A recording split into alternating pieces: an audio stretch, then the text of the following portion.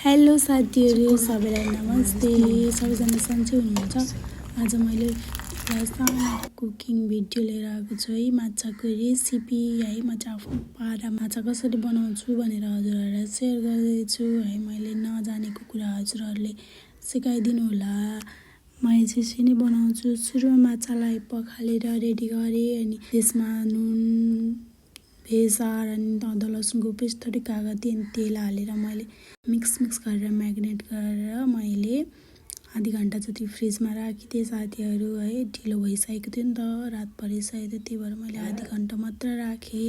अनि त्यसपछि मैले आधी घन्टापछि अब यस्तो भएको थियो मेरो हेर्दा। अनि आधी घन्टापछि मैले छिटो पकाउन रेडी गरेँ साथीहरू, किनभने माछा पकाउन धेरै टाइम लाग्छ नि त, त्यही भएर है। अनि अरू कसैले त कि माछा पनि यत्तिकै पानीमा उमालेर खानुहुन्छ है, मलाई चाहिँ त्यस्तो मन पर्दैन साथीहरू। म चाहिँ फ्राई गरेर खान्छु।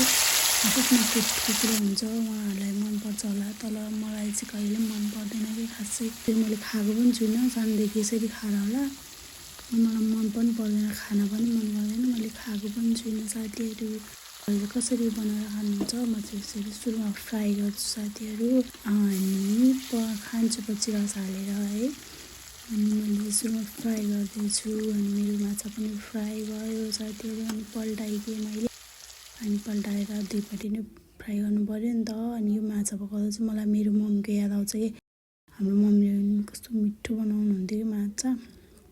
अनि मम्मीलाई जस्तो मन पनि पर्छ माछा साथीहरू।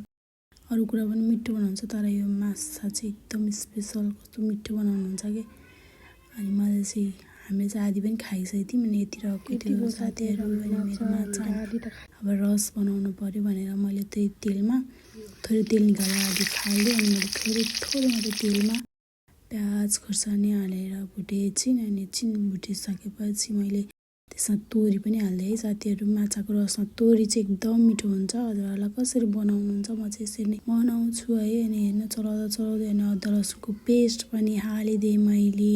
अनि अदुवा लसुनको पेस्ट हालेको त मेरो त तेलै देखेन कि, तेलै रहेनछ। अनि मैले फेरि अलिकति काँचो तेल साइडमा राखेर हालिदिएँ। त्यसरी हाल्यो भने चाहिँ त्यो गनाउँदैन कि काँचो तेल। अनि मैले त्यसरी एकछिन तात्न दिएँ, अनि त्यसपछि चलाइदिएँ। अनि चलाइसकेपछि मैले त्यसमा टमाटर पनि एड गरिदिएँ साथीहरू है। अनि स्वादअनुसार नुन बेसार हालिदिएँ मैले, अनि मसला पनि हालिदिएँ। अनि एकछिन पकाएँ मैले। अनि पकाइसकेपछि अझै तेल थोर भइरहेको थियो कि, अनि त्यही पनि मैले हालिनँ।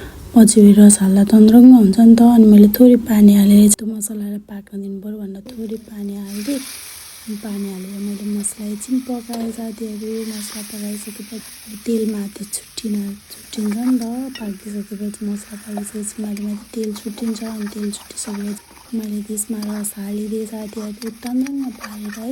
मलाई त्यो ग्रेभीवाला चाहिँ मन पर्दैन है, मलाई चाहिँ पुरै रस, तन्द्रङ्ग रस मिठो लाग्छ। अनि मेरो रस हुन थाल्यो साथीहरू। अनि मैले त टाउको मात्र के, मैले टाउको पनि दुई तिनवटा मात्र पकाएँ, रात परिसकेको थियो। अनि मैले अरू राखेँ। अनि त्यही टाउको र उम्लिसकेपछि मैले टाउको र दुई तिनवटा पुच्छर हालिदिएँ। अनि हालिसकेपछि मेरो माछा उम्लिँदैछ, पाक्दैछ साथीहरू। अनि मेरो माछा पनि उम्ल्यो, अनि मैले छोपेर पकाएँ। अनि मेरो माछा पनि रेडी भयो साथीहरू। मैले खाएँ। हजुरहरू कसरी बनाउनुहुन्छ? आज यसरी नै बनाउँछ, यसरी पनि मिठो हुन्छ, सिम्पल तरिकाले। बाई साथीहरू।